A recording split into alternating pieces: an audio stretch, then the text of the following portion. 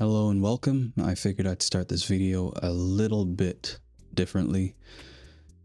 I plan on doing a series where I go from zero to hero with Unraid, essentially showing all the little tips and tricks that I've learned over the years using Unraid, stuff that falls in between what you'd get from people like Space Invader 1 and Ibracorp, who do fantastic videos, but don't have the time to really go into all the nitty-gritty details and, you know, things that fall into the realm of you can put your own spin on it.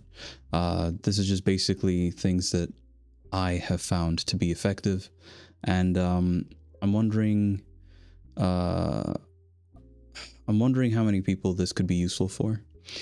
I think it has the potential for a wide outreach, so I'm going to try making a series. I'm going to start with the basic settings of Unraid, things that you should start with for the best foot forward.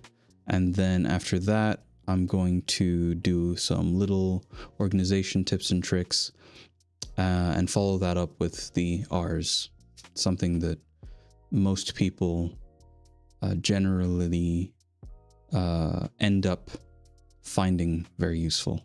So I'm looking forward to documenting all this stuff, and I'm going to start with a blank slate. So here I have a trial key.